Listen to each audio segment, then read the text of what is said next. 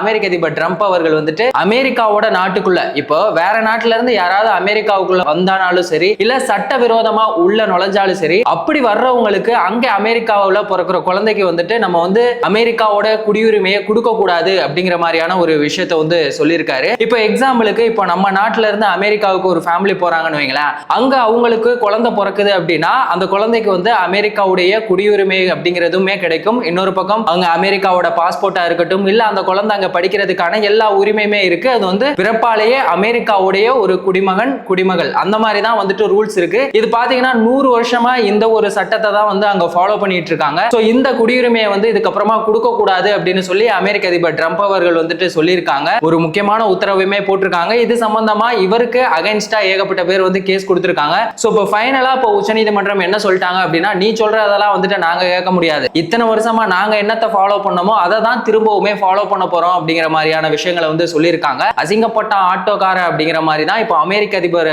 Trump அவர்கள் வந்துட்டு அசிங்கப்பட்டிருக்காங்க.